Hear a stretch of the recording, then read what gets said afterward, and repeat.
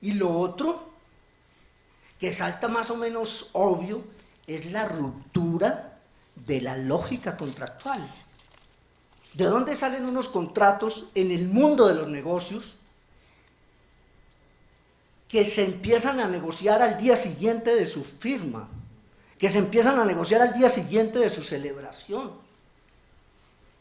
¿Dónde existe en el desarrollo del derecho de los contratos una experiencia que tolera, que acepta que una parte contratante proponga una negociación exactamente al día siguiente de que se celebra un contrato? Entonces, ¿qué clase de derecho espúreo estamos generando en Colombia?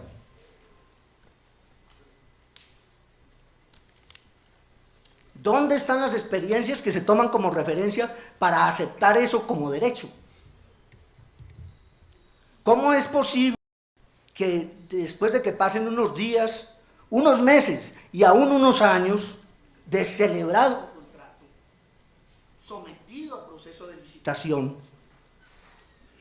no se sepa finalmente siquiera cuál es el objeto del contrato? No se sepa finalmente cuál es el plazo del contrato. No se sepa finalmente cuál es el precio del contrato. Y hay más de un contrato para obras de gran envergadura que está en ese punto.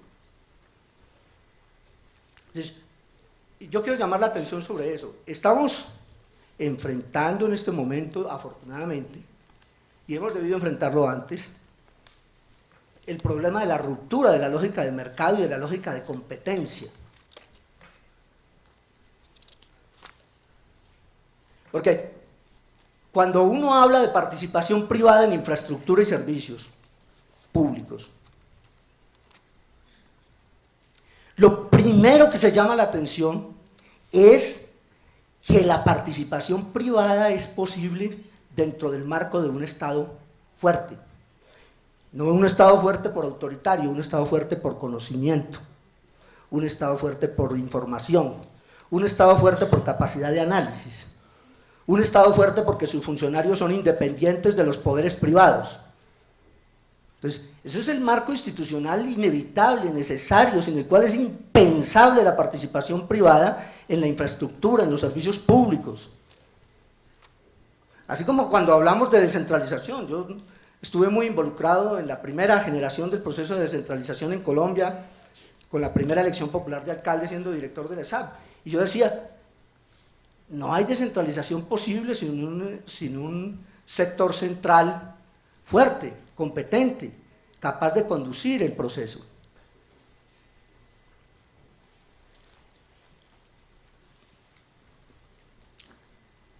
Al fondo de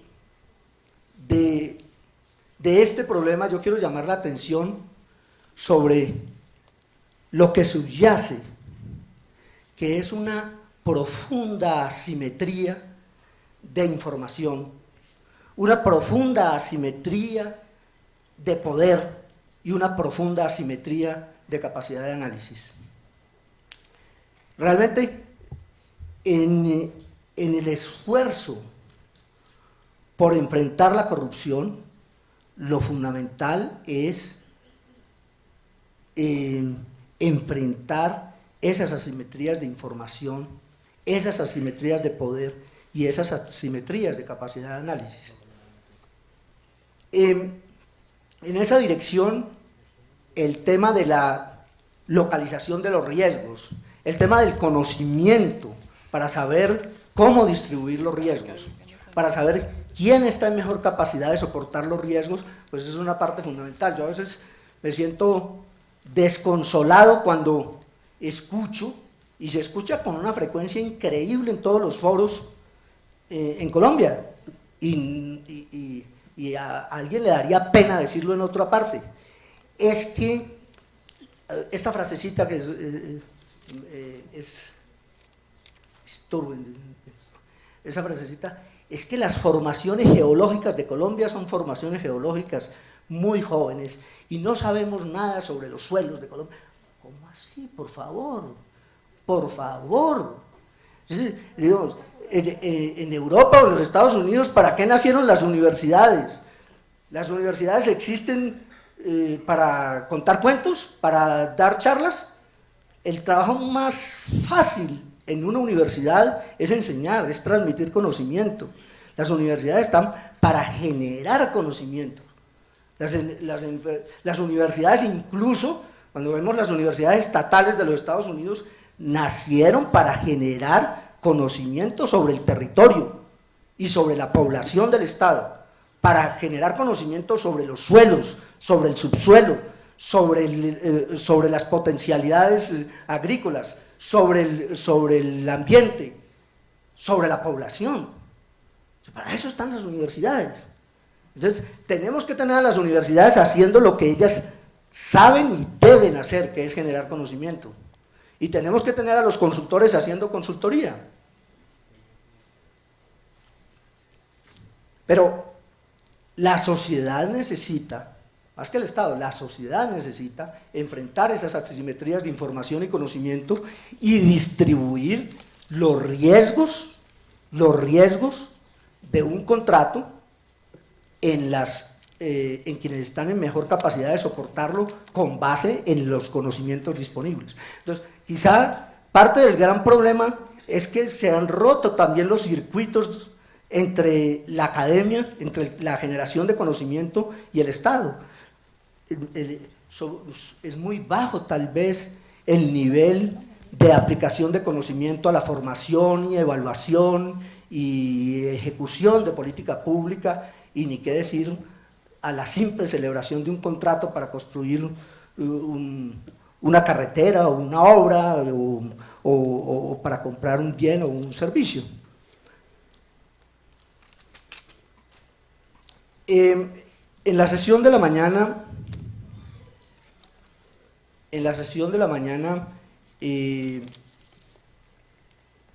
algo que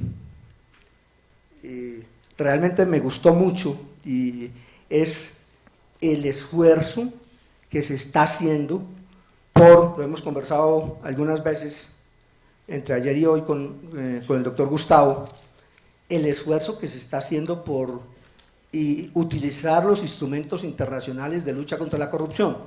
Una de las cosas que a mí me asustaba en algún momento es que en relación con la Convención de Naciones Unidas contra la Corrupción, había quienes decían, no, aquí hay unas normas obligatorias, nosotros no estamos obligados sino a definir como delitos estas cosas, no estamos obligados sino a hacer esto otro, y lo otro son normas que podemos incorporar o no incorporar. Un momento, es que no se trata de que nosotros estemos tratando de burlar otro instrumento internacional, otra convención, no se trata de que tengamos éxito en burlar un instrumento internacional, es que tenemos que aprovechar el conocimiento del tema y del problema y de los instrumentos que esa convención incorpora.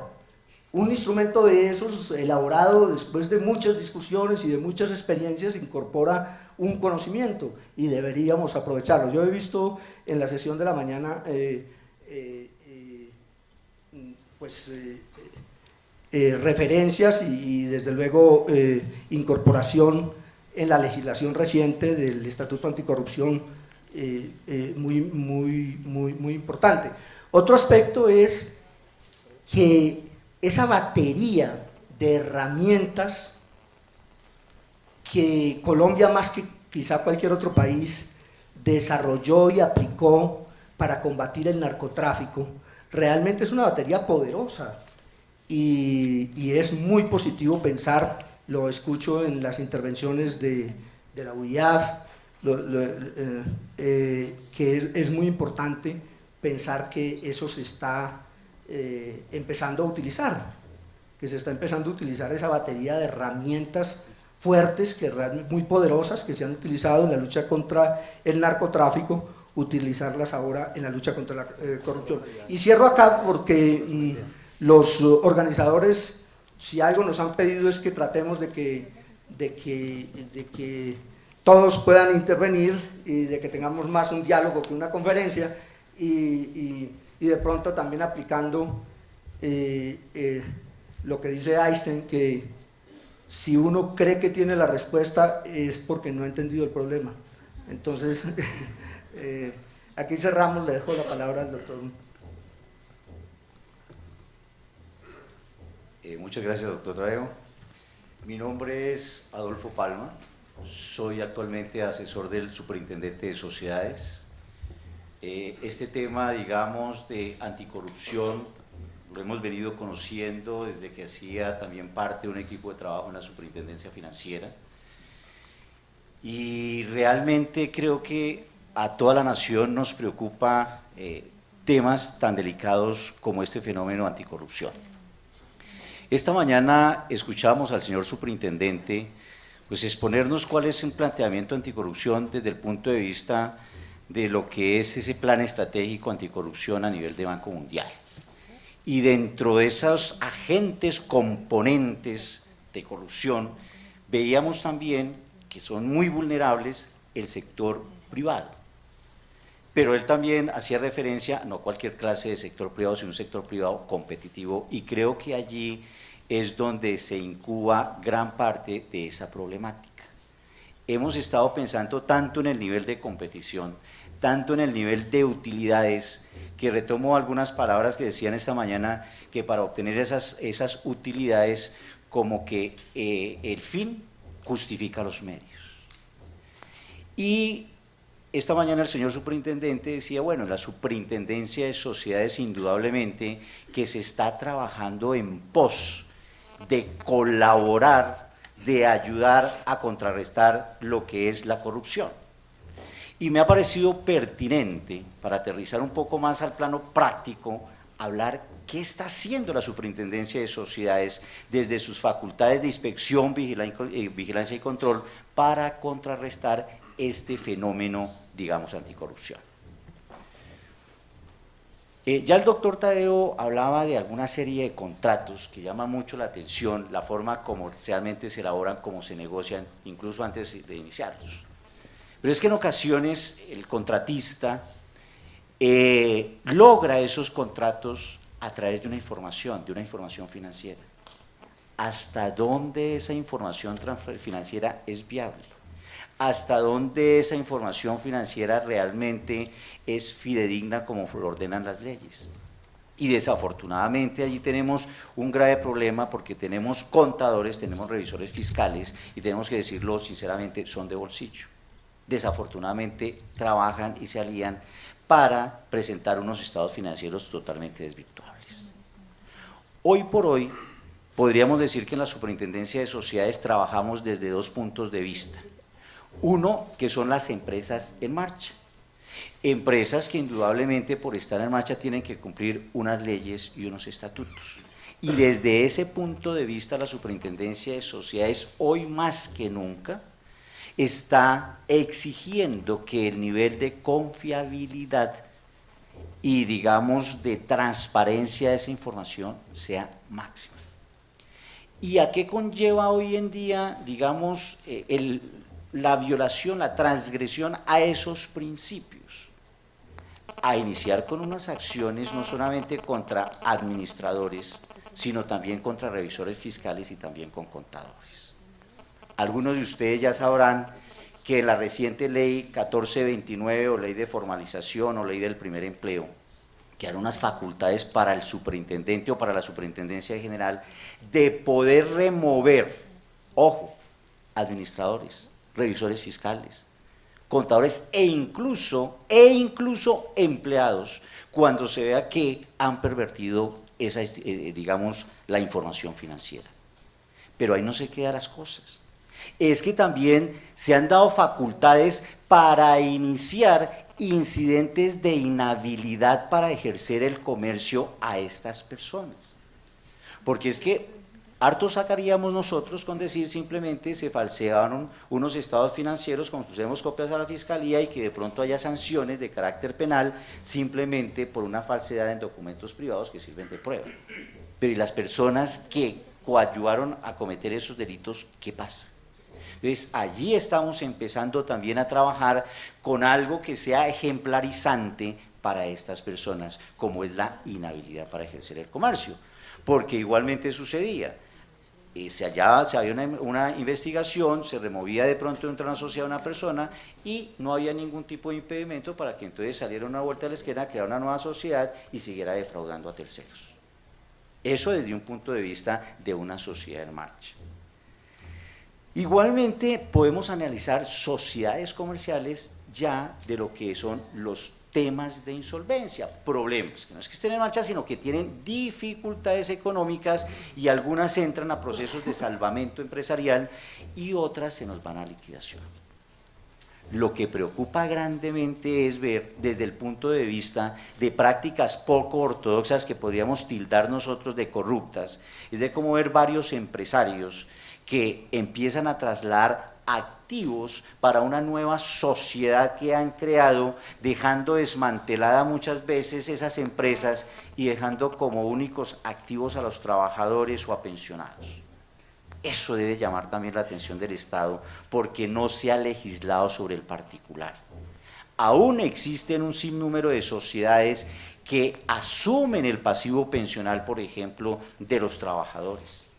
Pero nunca se ha pensado qué sucede si esas empresas, por ejemplo, llegan a un proceso de liquidación judicial. ¿Quién es el que responde? Y a veces se dice, responde el empresario que está en liquidación y como los bienes se han saqueado, han ido a parar a otras empresas, pues nadie responde. Y allí hay unos principios, unos derechos fundamentales que están en juego. Pues contra ese tipo de prácticas, también las nuevas leyes, porque algunas las desconocemos, pues allí también en la 1116, ley 1116, ley de insolvencia en Colombia, se han establecido responsabilidades para las personas de las cuales hemos venido hablando.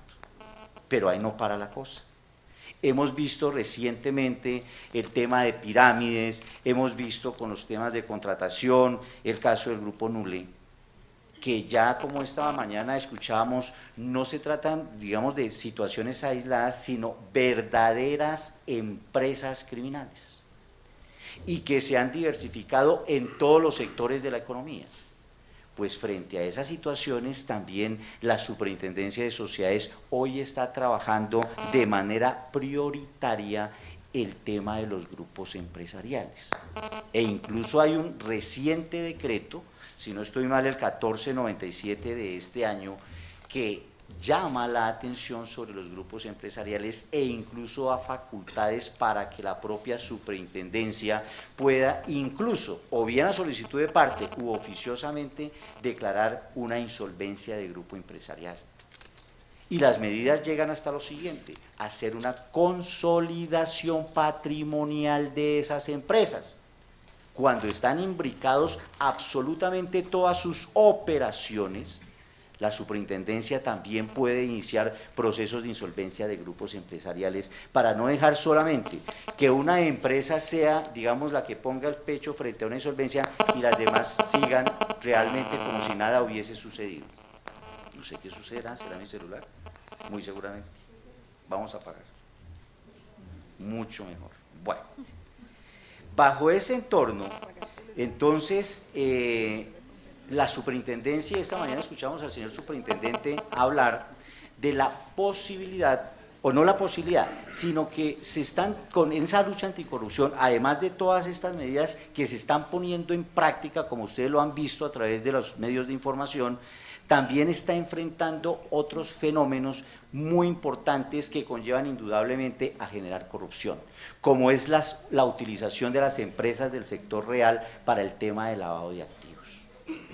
Si bien el sector financiero ha desarrollado hoy políticas, instrumentos, herramientas, sistemas de prevención contra el lavado de activos, todos sabemos que estos delincuentes pues han venido migrando a empresas del sector real y que existe un sinnúmero de empresas de papel a través de los cuales se lavan. E indudablemente que el lavado de activos genera corrupción por los grandes montos de dinero que se generan, cómo lo infiltran dentro de la economía, y no es un problema solamente del país Colombia, sino eso es un problema mundial.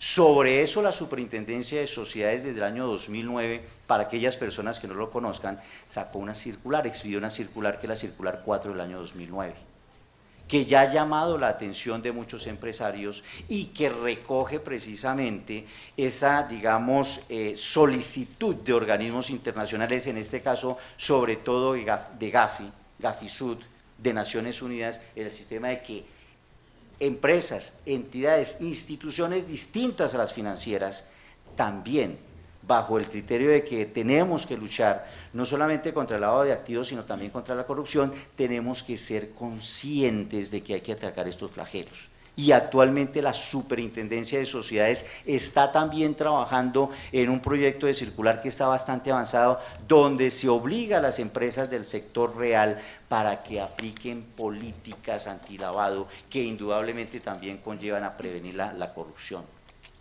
Desde ese punto de vista estamos hablando de que las empresas tienen que implantar unas políticas, y en eso queremos avanzar un poco más del sector financiero, políticas que deben imponer no una junta directiva, no unos administradores, sino directamente los dueños, socios o accionistas tienen que estar comprometidos en la lucha contra estos flagelos. Y finalmente, tenemos también que desde el punto de vista empresarial debe generarse un marco ético de manejo de negocios, como son los códigos de buen gobierno, las relaciones internas que deben, digamos, los parámetros de las relaciones internas que deben regir a los socios, socios con administradores, administradores con empleados y, fundamentalmente, la relación de la empresa con terceras personas. Pero no que se quede en mera retórica, sino que realmente estos códigos de buen gobierno llamen realmente a una concientización del sector empresarial colombiano para que todos luchemos. Ayer tenía la oportunidad de expresar frente a algunos de los miembros de esta mesa que creo que el país está respirando un nuevo ambiente, que es tener realmente confianza en sus instituciones.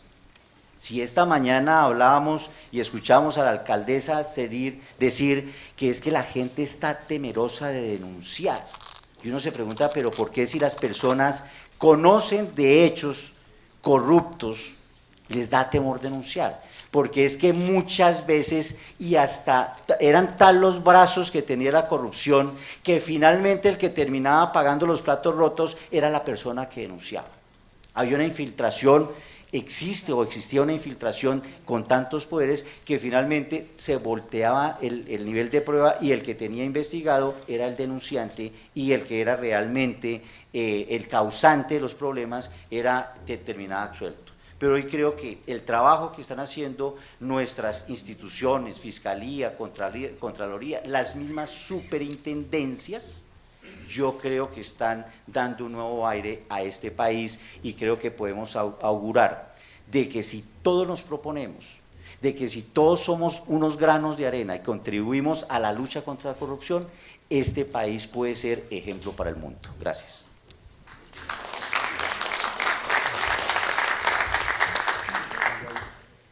De la lógica de mercado y de la lógica de competencia.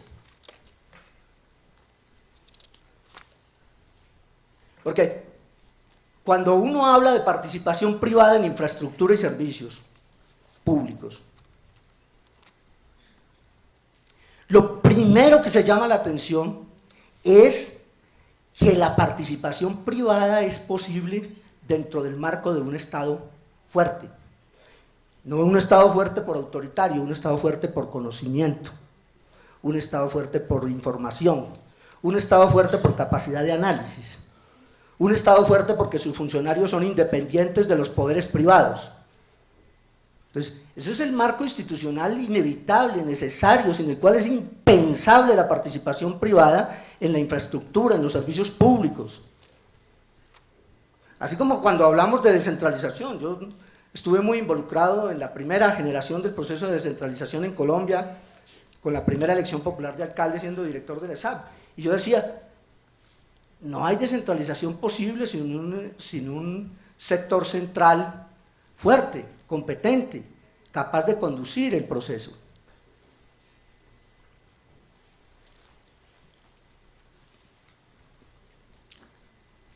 al fondo de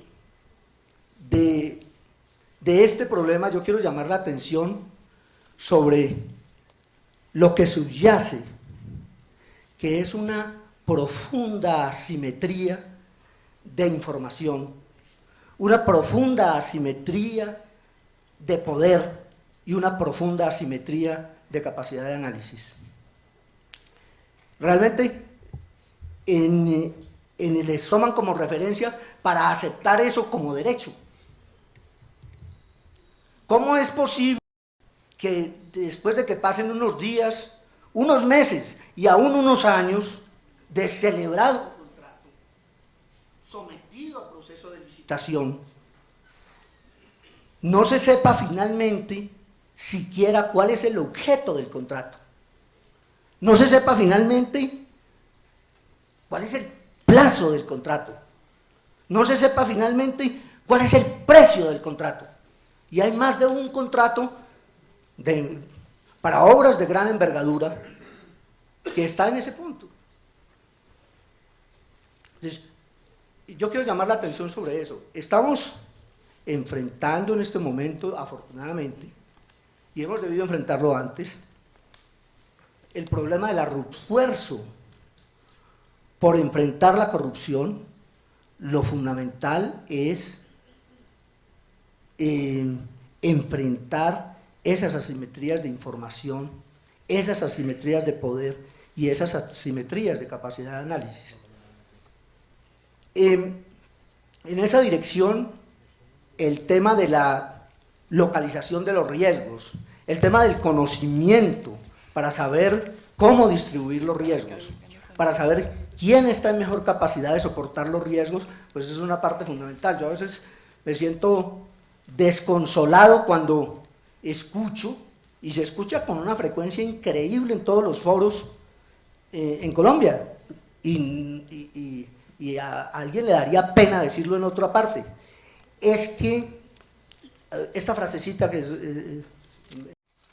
y lo otro que salta más o menos obvio es la ruptura de la lógica contractual.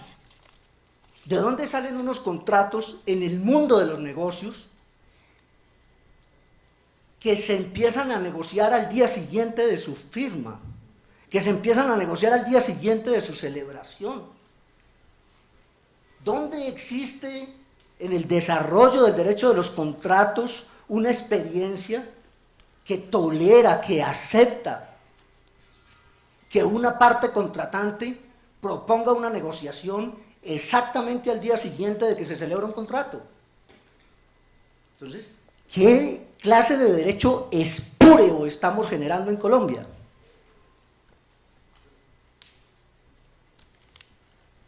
¿Dónde están las experiencias que se